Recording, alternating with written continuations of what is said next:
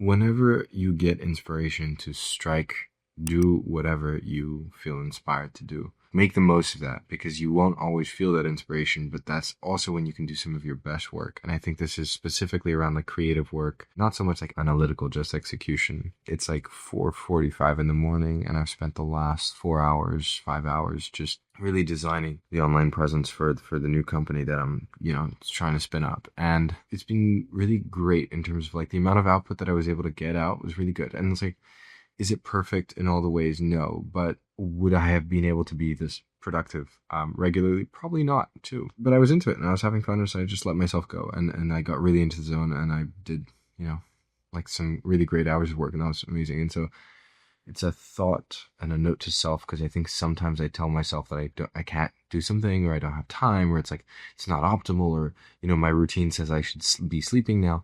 Sometimes it's okay to just say, fuck you to the world and do what you feel like doing. Because I think that's when you can come up with really great ideas, because your mind just flows. And you can't really create that state. Like, that state of inspiration is not one that you can artificially create. It's really a note to self that I should have learned earlier, to try and like engage myself in these situations when I feel like I'm having fun. Just like let myself go with it. I can do really great work in these situations, or I can get a lot done, and so forth. Today was a pretty long day. Had some ups, had some downs, had a lot of reflections about how to make decisions and how I can also try and improve myself to work better with my co-founder, actually. That's really like been on my mind. But other than that, I was just working on some design stuff because I'm going to be approaching some people next week with things. I find it important to have a brand that I'm proud to show people. It's not necessarily always the most efficient use of time, but I do believe in it. Not like wasting too long on it, but like a day is okay, because I think then when I go to people and I show them how much I've put into it, I think it comes across that like I gave a shit, and I put some work into this. I put a lot of energy into it, making it good. I think that builds trust. Now, I'm going to need to do like inbound marketing. I don't know, it's going to be a bit of a hustle to get our first kind of leads. I don't really know what to expect, but we basically need to find business owners who want to sell their businesses in Spain and Portugal, mainly Portugal, starting in Portugal. I think there's a massive opportunity to help businesses here. Really following the lead of the M&A Research Institute in Japan, which I have been fascinated by recently.